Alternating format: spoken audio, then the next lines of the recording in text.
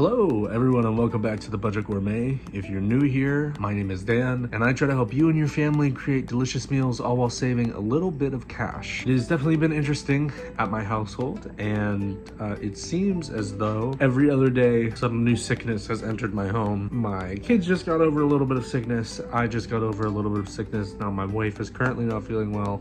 It's just how it goes, I guess, sometimes. And one of the things that comes along with sickness is you don't really feel like eating. You don't really want to put any time or effort into doing anything, and you just want to be able to rest and do all this stuff. And I find that with kids, my kids in particular, they become even pickier eaters than what they typically are. Thus why I made this video, because this is one of the few things I feel like they will eat, and I decided to show you how I make it. It's a super basic, budget-friendly meal, good for their stomach, has a lot of good nutrients and different things in there to sort of help with their sickness. It's like a blank canvas to put whatever sort of ingredients you want to put into it. Probably most widely recognized and well known as congee. There are tons of other names for it, but essentially it's just a savory rice porridge.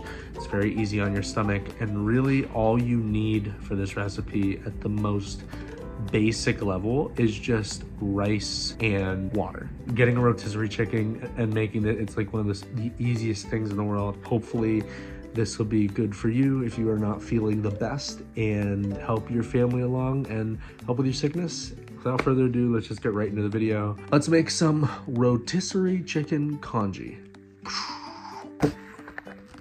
Da, da, da, da, da, da, da, da. Okay guys, so first things first, we're going to prep our veggies, starting out with our green onion. We're going to take the white part, and I guess slash the light green part, and use that for our congee base. And then we're going to take the green stem part of our green onion, and we're going to use that for a garnish. The next ingredient we're going to be tackling is our garlic.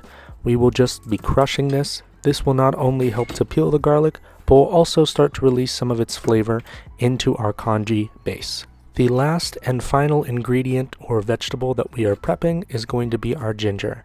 Now, you can go about this in a lot of different ways. With each of these ingredients, you can use as little or as much as you want. With peeling ginger, you can do the spoon method. It's when you just take a spoon and you can just sort of shave off the skin. I was just lazy and I just used my knife to get as much of the skin off as I can and then just cubed it up. But you do it however you would like. The final step in our mise en place is prepping our rotisserie chicken. All we're going to be doing to start out is we're just going to be removing the chicken breasts from the rest of the carcass and trying to remove any excess bones we find in the chicken breast, removing the skin, any sort of little bits of cartilage, and just setting those aside. The rest of the meat and the carcass is going to be placed in a pot with our veggies in order to create our chicken stock. Once all of our chicken and our veggies are prepped and ready to go, it is now time to start our congee. First things first, we're going to start by making a chicken stock. In a large pot, I'm going to be adding a little bit of avocado oil on medium-low heat, and then I'm going to be adding my chicken carcass. All of those excess little chicken pieces, and all we're looking to do here is just to add a little bit of color to our chicken. In my opinion, rotisserie chicken could be a little bit bland, so I decided to add a couple big pinches of salt and some black pepper.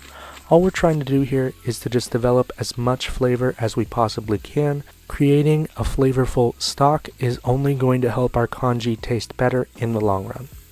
After a few minutes, you're going to start to notice your chicken changing color, and it's going to start to smell wonderful. After you start to see your chicken change color, then you can go in and add your vegetables, and all we're looking to do is just sweat these vegetables down just a little bit. We're not looking for any sort of intense cook on them, since most of the flavors are going to be drawn out once the water is added. All we're looking to do here is to just sort of allow all of those flavors of the veggies and the chicken to come together and start to mix before we add in our water. Fill up your pot with enough water to cover the veggies and the chicken, and let simmer for about 30 minutes. While your stock is simmering away, it is time to prepare the most important ingredient, the rice. I'm going to be using 1.5 cups of rice here, and it's important that you wash it thoroughly, washing it through until the water runs clear. After about 30 minutes, your stock should be ready to go. I can't even explain to you how good this smelled. This is an important step for you to just check everything and make sure that your stock is seasoned well. You can add more salt or add more water depending on how salty or not salty your stock is. After seasoning your stock to your liking, it's now time to remove all of that dark meat and the veggies and set them aside. And then once everything has cooled down, we'll be able to remove all of the meat from these bones as well.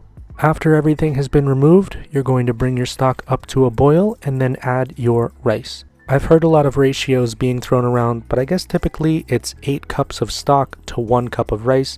But since I had a lot of chicken stock, I used 1.5 cups. Just use your discretion until you achieve the texture that you would want. And this is a very important step. You're only going to stir it one time to ensure that it doesn't stick to the bottom. After your rice has been added, reduce your heat to medium-low, and then cover up and cook for about 20 to 30 minutes. While your rice is cooking, now is a good time for you to shred up your chicken. You can make it as fine or as chunky as you would want it. As you can see, once the chicken breast has been cooked, it sort of naturally separates on its own, and I'm not doing anything special. I'm just using my hands here and just shredding it like so. I'm also doing the same thing with the dark meat. Now that that has been cooked through, it's really tender, shall I say fall off the bone, but that was stupid. There is a lot of meat to be had all in those little crevices. Just make sure you don't have any bones in your meat pile. After about 30 minutes, this is what our congee looks like. This is another very important step. However, I forgot I threw my whisk away, so I had to make do with what I have. But with a whisk, you will be stirring very vigorously. This is going to help the rice to break down, so you can achieve a silkier, more porridge-like texture. And like I said, it's all up to your discretion. You can either have your congee a little bit more soupy or a little bit thicker. Depending on how much rice you add or how much stock you add, it's all based upon what you would like it to be. I guess think of it like oatmeal. Some people like oatmeal soupier, others like it a bit chunkier, but all you're looking for is a porridge-like texture. And now all that's left to do is plate everything up. All I'm going to be doing is adding my congee to a bowl along with some chicken, the green onion, and then I like to finish it off with a little bit of chili oil. Like I said, this is a blank canvas and you can do whatever it is you want with it. And it's super simple and easy too for those days when you're just not feeling like cooking or doing anything. Most of my time was spent just waiting for everything to boil and waiting for everything to cook down. But anyway guys, thank you so much for watching. I appreciate you and I'll see you next week with another video. Goodbye.